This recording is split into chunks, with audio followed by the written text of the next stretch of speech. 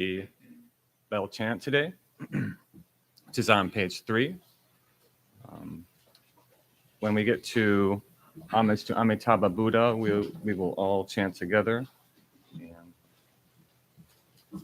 as a reminder to anyone who's new here, when we're not specifically worshiping the Buddha, we are venerating our own ability to awaken from suffering, our own Buddha nature.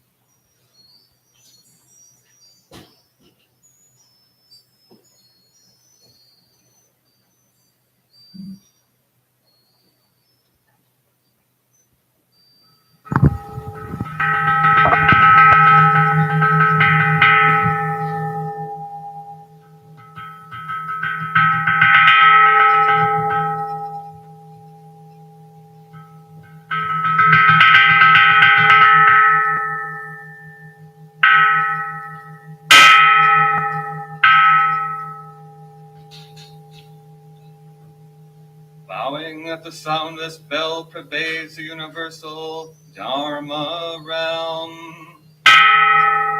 bringing luminous white light to the black iron perimeter of hell, removing in an instant the suffering caused by the 3 evil ways. A mountain of swords is destroyed and all sentient beings enter enlightenment together.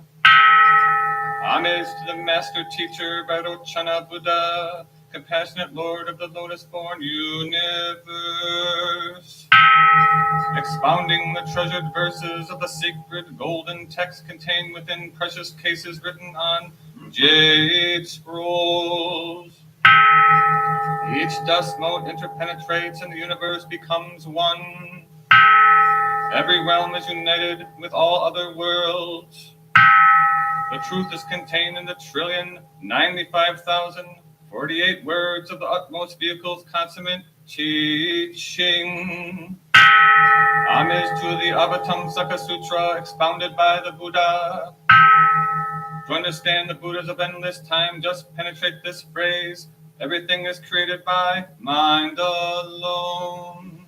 The mantra of shattering hell.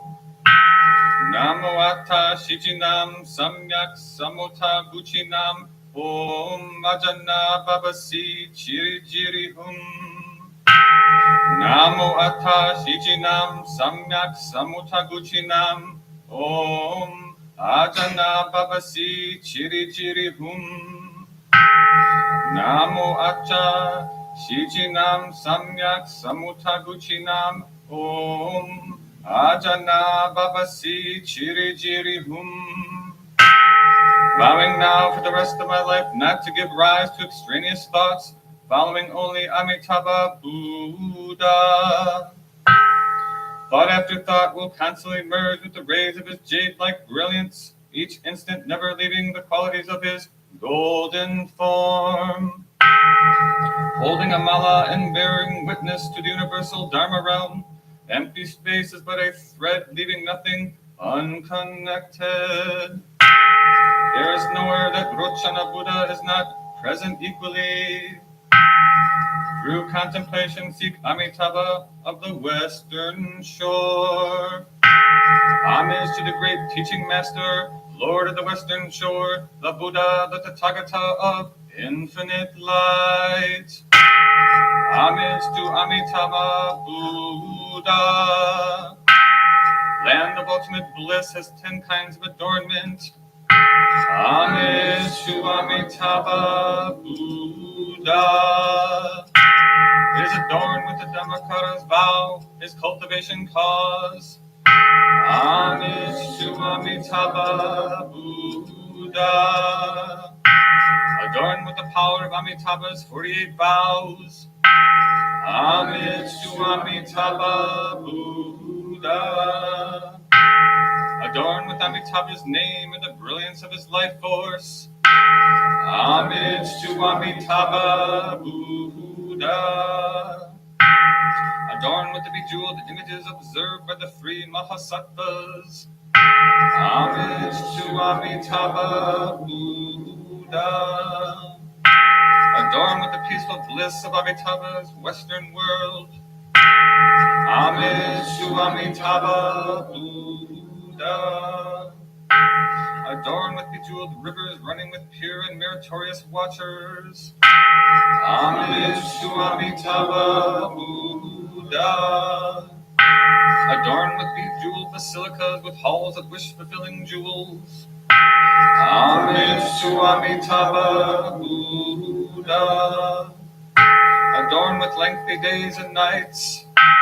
Homage to Amitabha Buddha, adorned with the Pure Land's 24 kinds of pleasures. Homage to Amitabha Buddha, adorned with the 30 kinds of beneficial merit. Homage to Amitabha Buddha, Amitabha Buddha, who is unparalleled in heaven or on earth. Homage to Amitabha Buddha. He is also unmatched throughout the world of the 10 directions. Homage to Amitabha Buddha. He has seen the annihilation of self and everything in the world. Homage to Amitabha Buddha. There is no one who is like Amitabha Buddha. Homage to Amitabha Buddha. You can keep track of thoughts as numerous as all the dust motes in the universe. Homage to Amitabha Buddha. You can quaff all the waters in the universe. Homage to Amitabha Buddha. You can control the wind that fills space. Homage to Amitabha Buddha. No one can completely describe that Buddha's merits. Homage to Amitabha Buddha. Amitabha Buddha is omnipresent. Homage to Amitabha Buddha. Keep your thoughts on him and never forget. As thoughts probe that place of no thought, the 6 sense gates will constantly emanate light of purple and gold. Homage to Amitabha Buddha. Amitabha's face, like the full moon, is at the front of the hall of ultimate bliss. Homage to Amitabha Buddha. His jade expressance and his gold form radiate throughout space. Homage to Amitabha Buddha. If a person called his name for only a moment, they will instantly consummate immeasurable merit. Homage to Amitabha Buddha. Along with all sentient beings, I bow together to enter the sea of Amitabha's great vows and to ferry across sentient beings so that I and others may simultaneously complete the path to Buddhahood. The sublime mantra of the original mind of Amitabha Buddha. Tanyata Om Aritara Sabaha. Tanyata Om Aritara Sabaha. Tanyata Om Aritara Sabaha. Tanyata Om Aritara Sabaha. Tanyata Om Aritara Sabaha. Tanyata Om Aritara Sabaha. Tanyata Om Aritara Sabaha.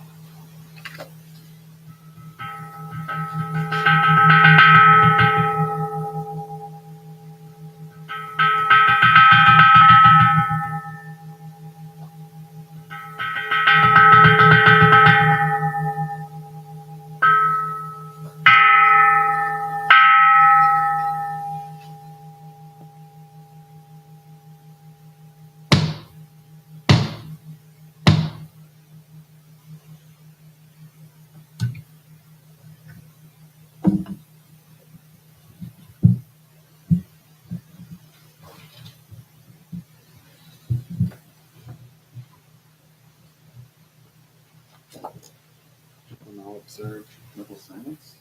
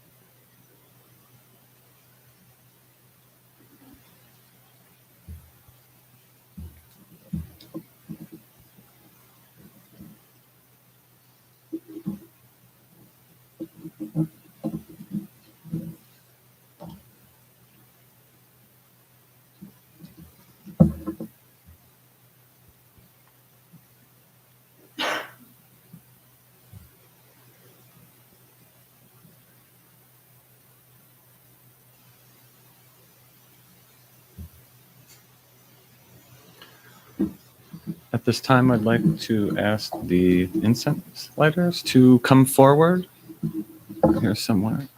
And there should be a sheet around page 3 in your book, Incense Offerings.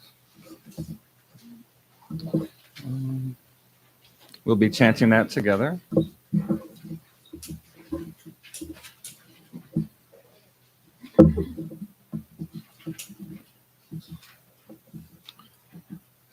And together we say, in gratitude, we offer this incense throughout space and time to all Buddhas and Bodhisattvas. May it be fragrant as earth herself, reflecting careful efforts, wholehearted awareness, and the fruits of understanding.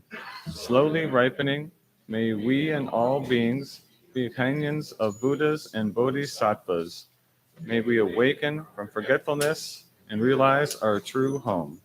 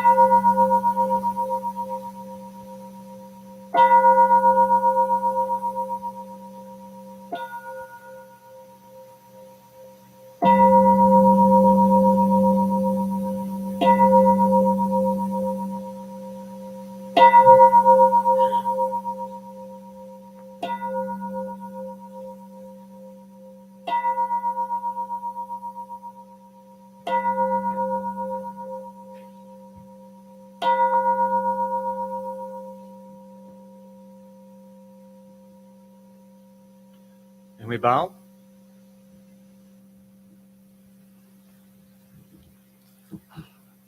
Good morning, everybody.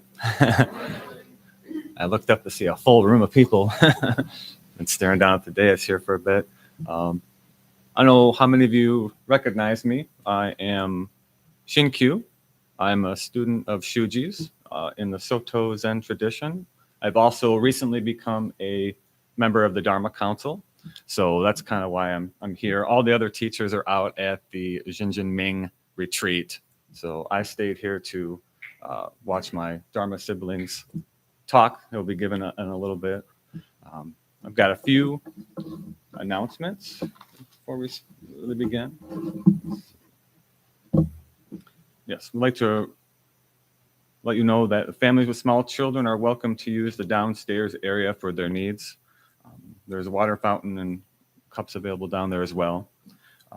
If you find that you need seats for family members, we would like to all have you be able to sit together. So if you could adjust the seating, that would be good.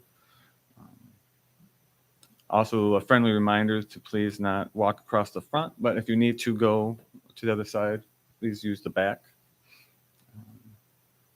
And then, so we try to chant at a medium, upbeat pace. And the Soto tradition, we usually chant really fast, like dun, dun, dun, dun, dun, dun. So I'm going to try to bring it down just a little bit. I feel like I might have done, if you were here for the morning bell, I feel like I might have actually done that a little bit faster than normal. At least it felt like it from in here. So we'll see. Let's see.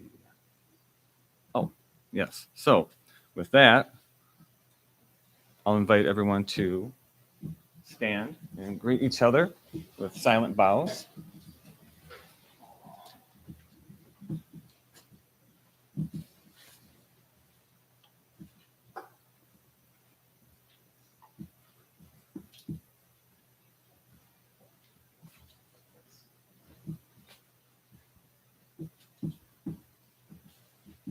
And then, let's see.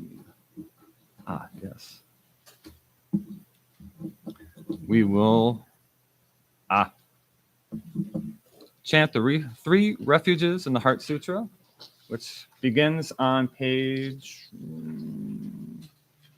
7.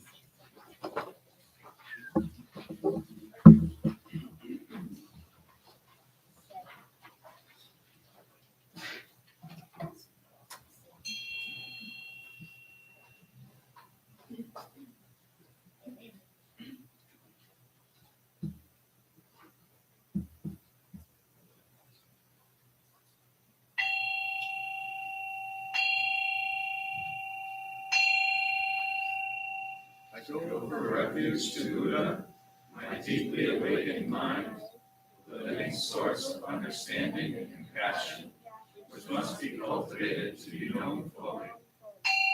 I go for refuge to Dharma, the path of mindful living, leading to healing, joy, and enlightenment, the way of peace, which must be cultivated to be known fully.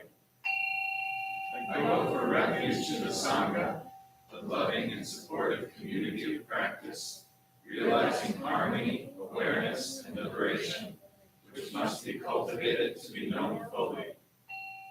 I am aware that the 3 jewels are within my heart.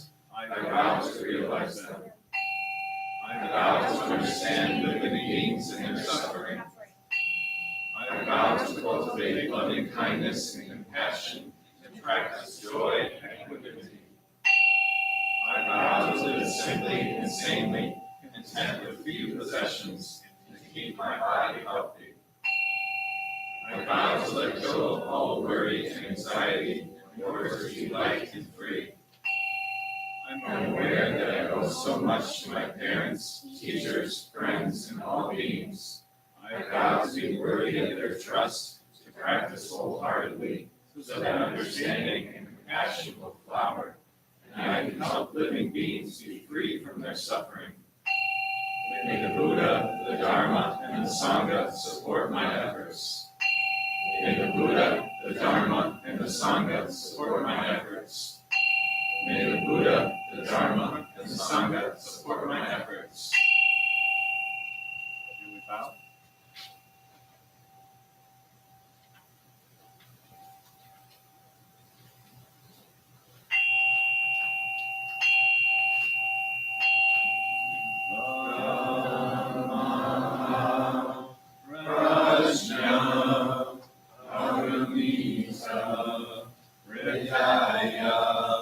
Sutra.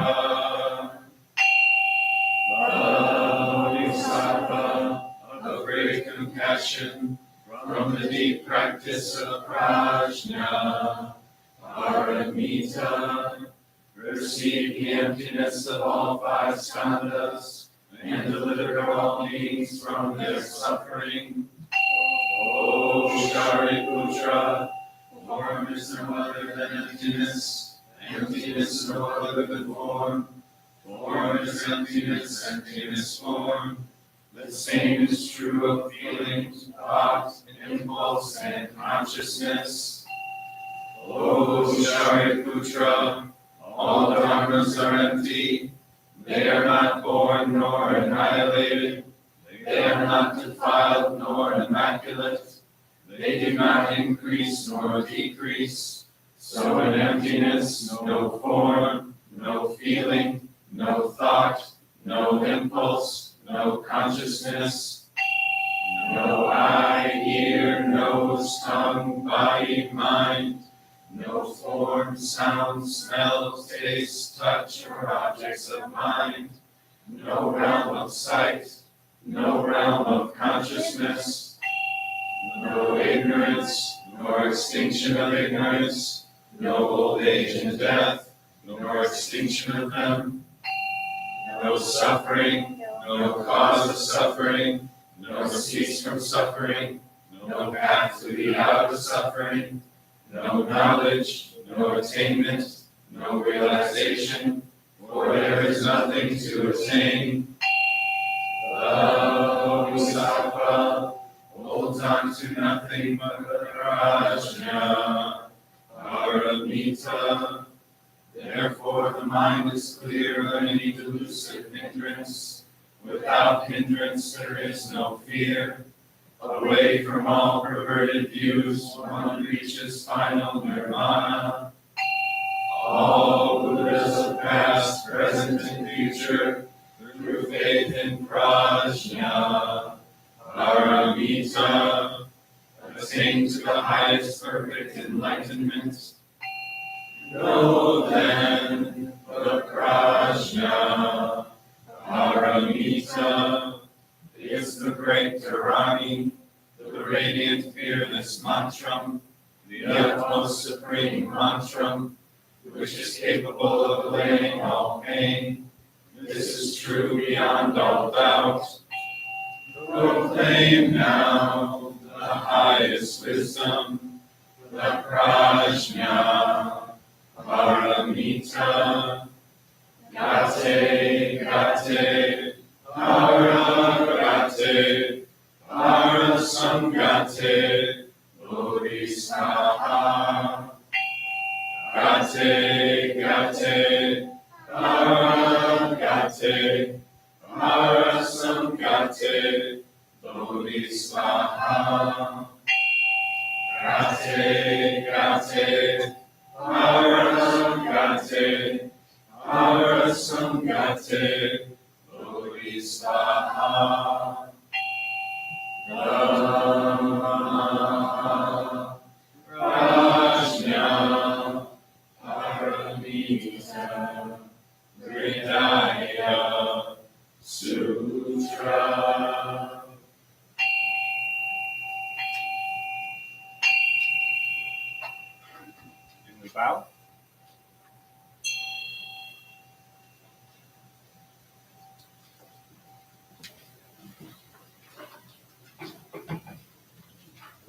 seated.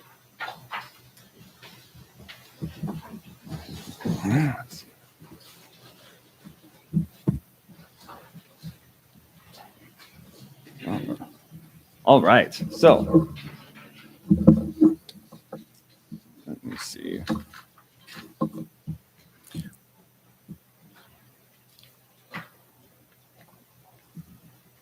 So the next part up is my older Dharma sibling, Sonshin, with their first talk at the temple, right?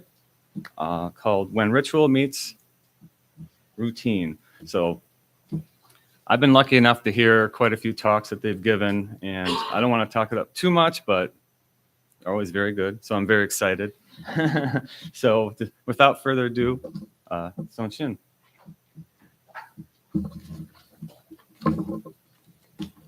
Get this up.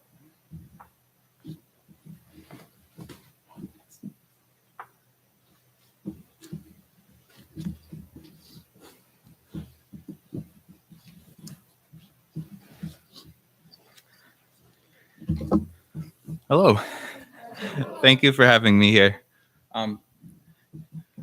My name is Sonshin. It was the name given to me by my teacher, Suji, when I took on the Bodhisattva precepts. If you ever forget sun, like what's in the sky, and shin, like what's behind your leg. That's how I remember. Sonshin means being or existing with heart or mind.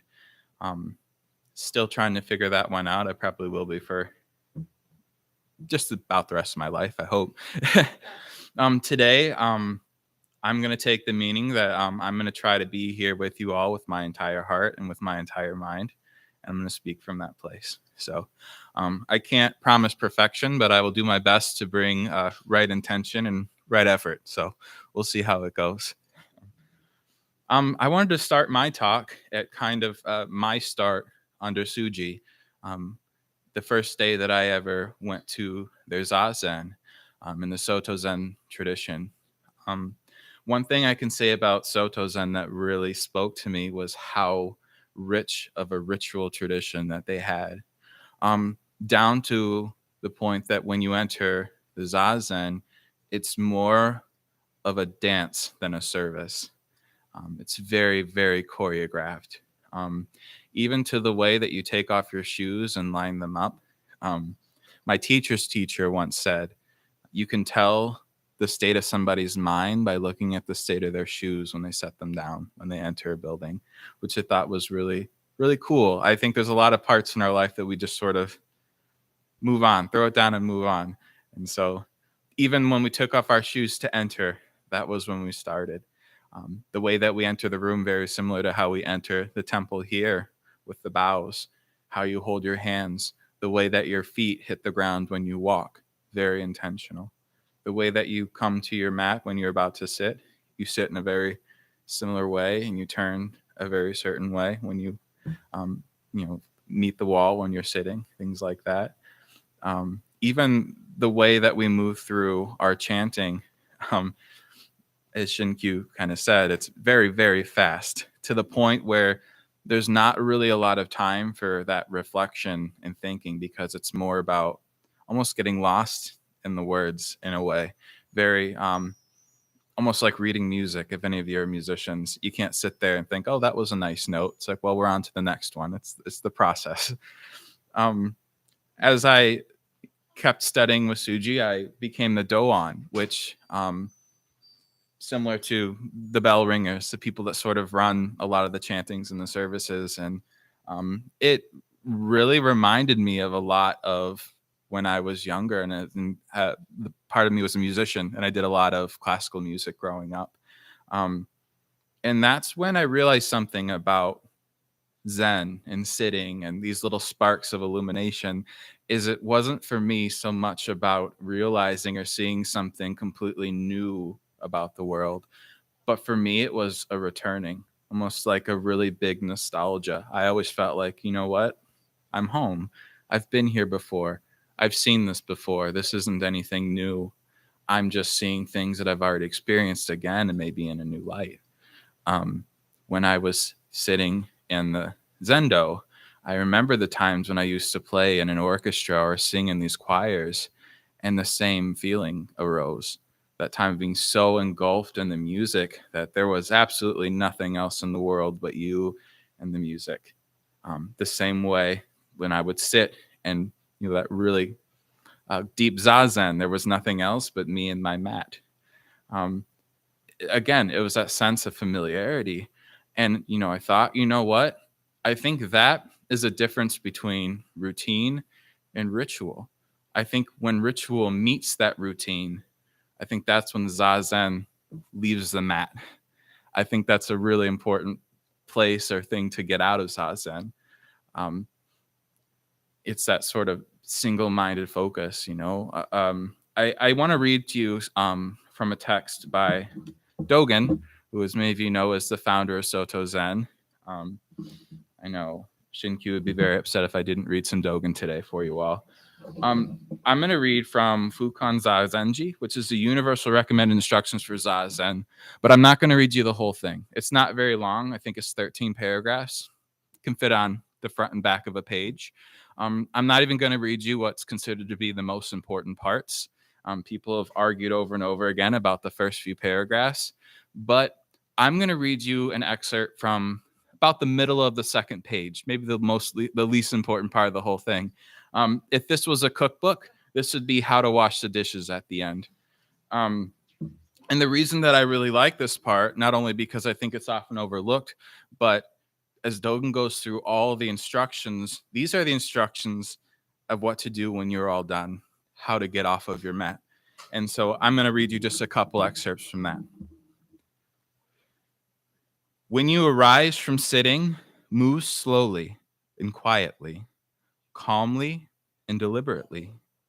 Do not rise suddenly or abruptly. In surveying the past, we find that transcendence of both mundane and sacred, while either sitting or standing, have all depended entirely on the power of Zazen. And later he says, if you concentrate your efforts single-mindedly, that in itself is wholeheartedly engaging in the way. Practice realization is naturally undefiled. Going forward, after all, is everyday affair.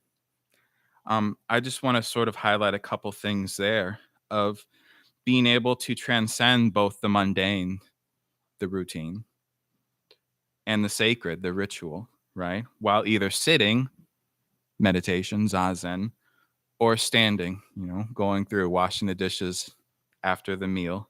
They all depend on that zazen.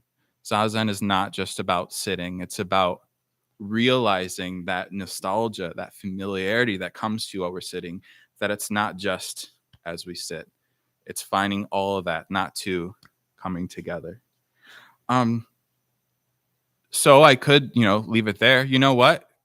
We get it. We're going to bring that mindfulness, that oneness, and we're going to bring that to everything we do. We're going to bring that to cooking our dinner and brushing our teeth.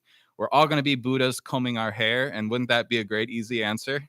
Unfortunately, if there's one thing I've learned, it's that there are no easy answers in Zen. Unfortunately. It doesn't just come from that sort of single-minded when things sort of click and you become that sort of Zen musician and everything is perfect, because I would be lying, and so would anybody else talking to you, if I were to say that every time I sat down in Suji's Zendo, I got to that perfect space. Just as many times I hit that bell just right, and I chanted that line just perfectly, I skipped lines. I hit the bells at the wrong spot. I picked up the wrong stick. I tripped over my shoes. My mind was racing to the point where I couldn't settle down.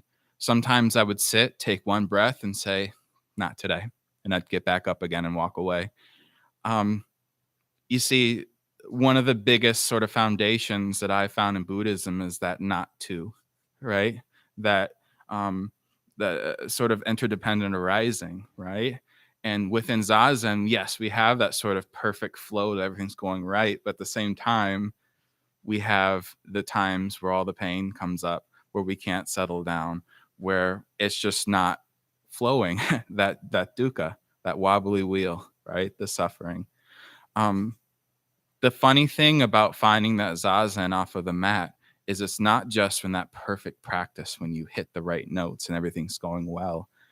You see, I think that comes to you whether you're looking for it or it just sort of arises. A couple days ago, I got a canker sore, a really nasty one in my mouth. It's still there.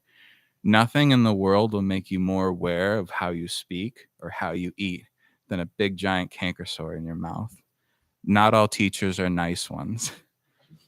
I don't know. You've noticed I have a lot of metal in my face and in my ears. I'd probably stick to a magnet.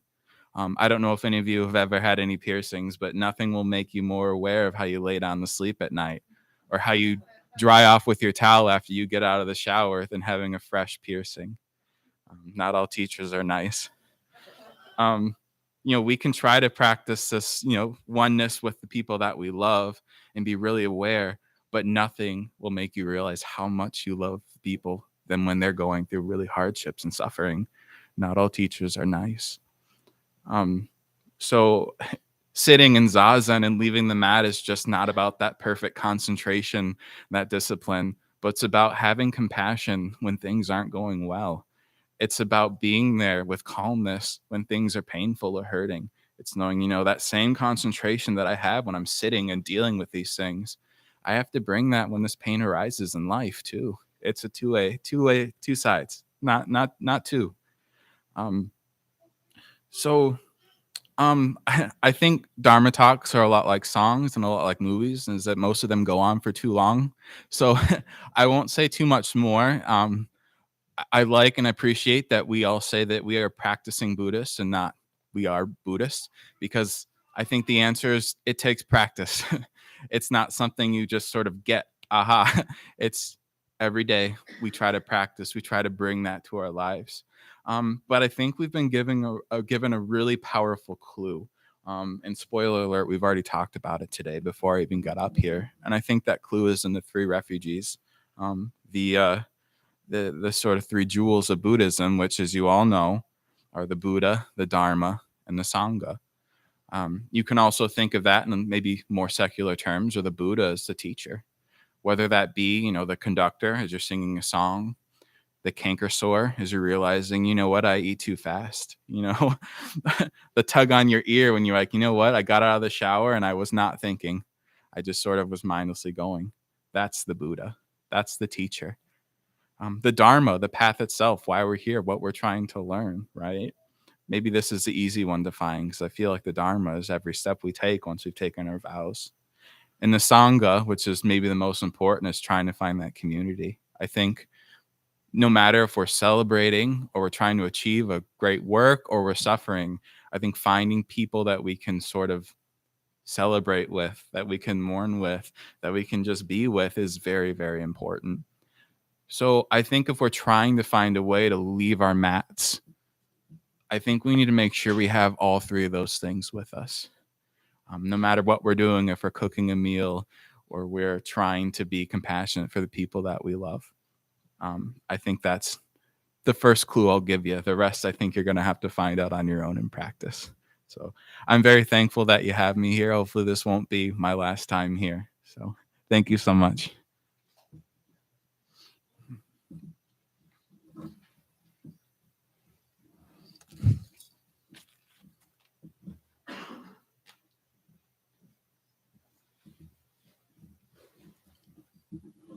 All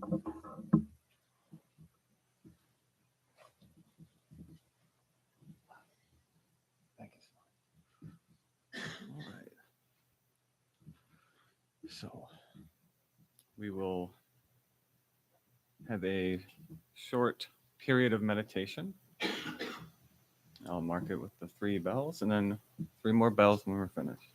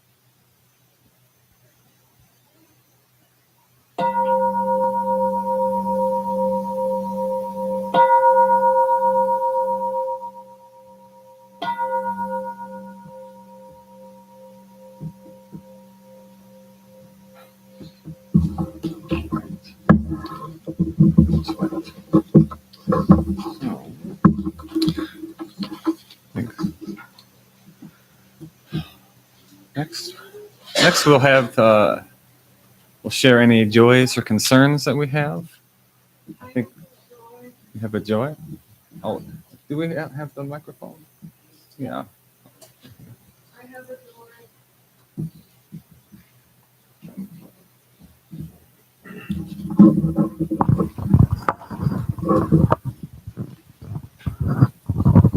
On May 30th, I will be going to see a therapist for the first time in a long time. Yay, diagnosis. Yes.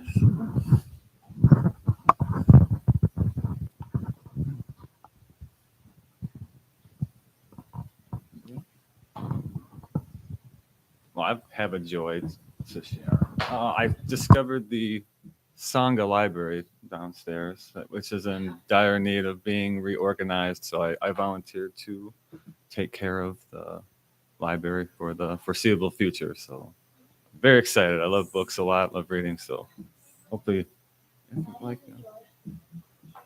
oh, My joy is that I got my ears pierced a while ago, like about a month ago, and on April 25th, it was the day where I exactly had 2 months until I go back to the piercing place to get smaller backs.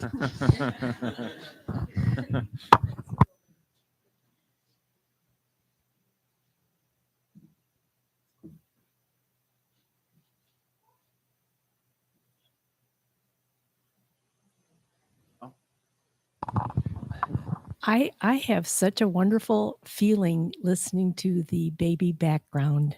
oh yeah. It's so soothing. So thank you for that.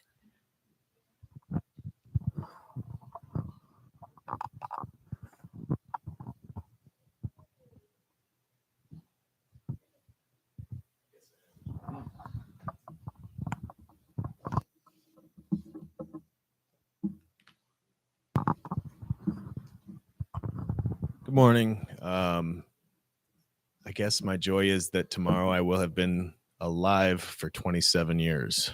So, yeah.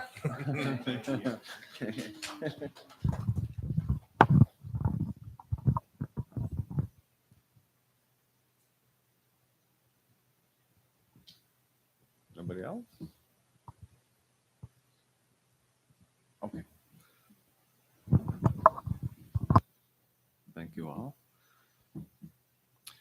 So let's see. I think we have announcements. I think that's up next. Yes, temple related announcements. So is there someone that gives the announcements, or if not, then I'll just do them. Okay. Let's see.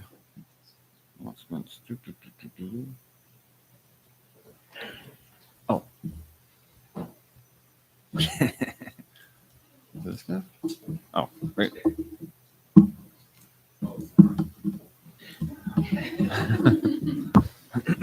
Is it on? Is it good? All right. Hi, everyone. My name is Jake. It's my turn to do the Dana announcement.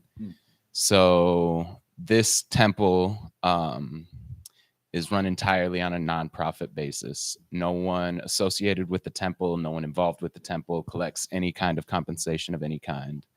And everything from the rent to the lights to the toilet paper and the food that will be provided next Sunday at our potluck is all volunteered.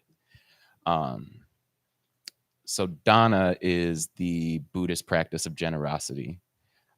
If you would like to support the temple or get involved in any kind of way, firstly, there are Dana boxes at either end of the Dharma hall. There's also a QR code on there that links to PayPal. If you're watching online and you hit the show more arrow, there's a link in the description of the video. And you can also go to zengr.org and there's a link to donate there as well. If you would like to get involved in volunteering, there are a few people you can talk to. Myself, Jan, oh, there she is. And are we still looking for tech team? Yes.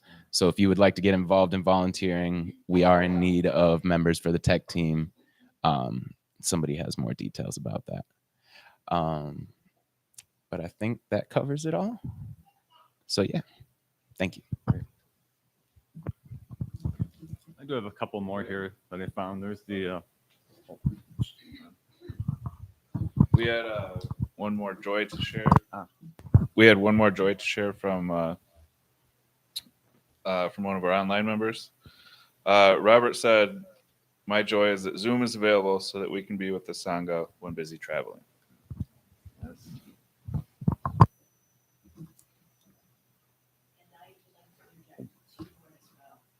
My name is Garcia, and our name is Koshi, and I serve on the board of directors as president.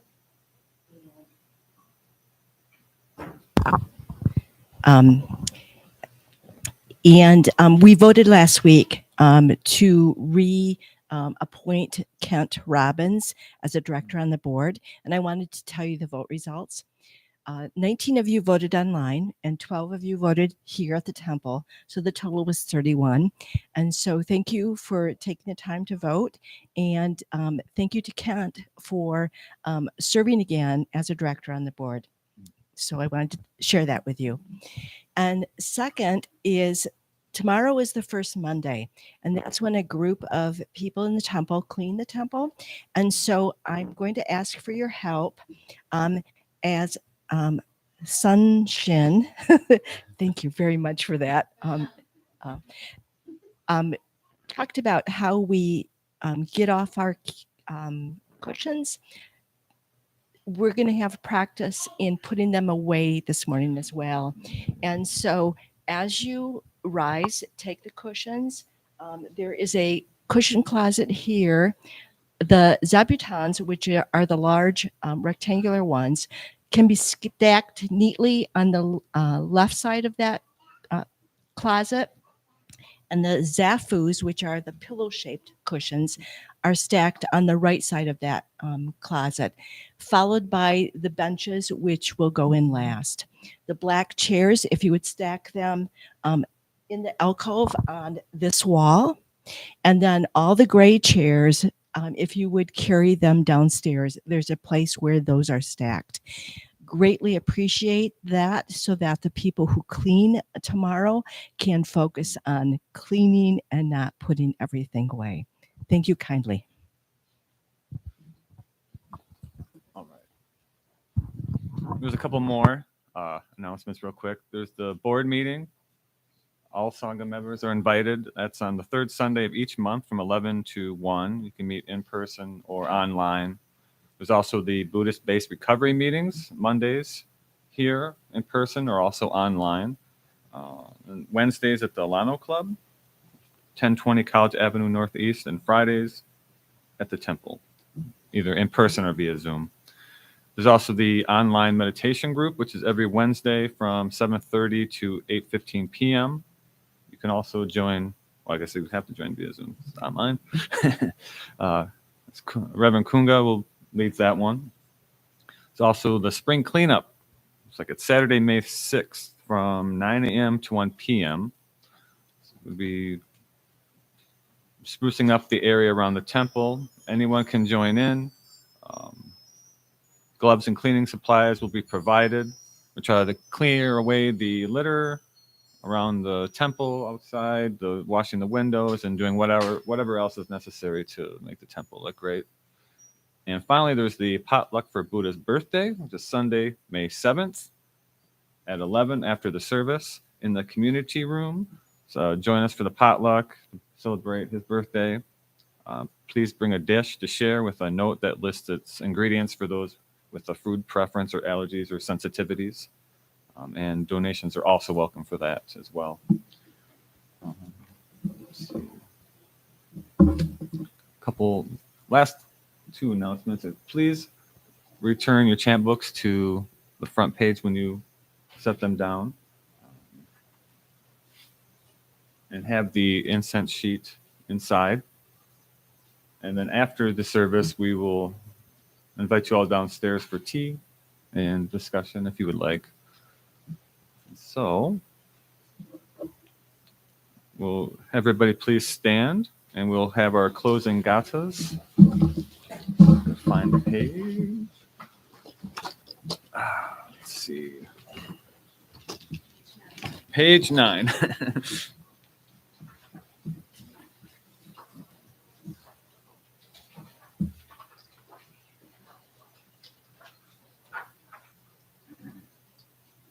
For all unskillful actions that were committed by me since of old, on account of my beginningless greed, anger, and ignorance, born of my body, mouth, and thoughts, now I atone for them all. Vast is the road of compassion, a formless field of benefaction. I wear the Buddhist teachings for the benefit of all sentient beings. All beings, one body, I vow to liberate. Endless blind passion, I vow to uproot. Dharma gates without number, I vow to penetrate. The great way of Buddha, I vow to attain.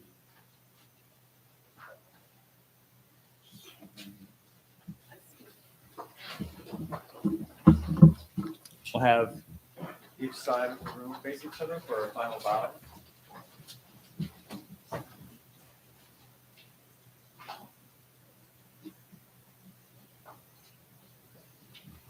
Okay. That's it.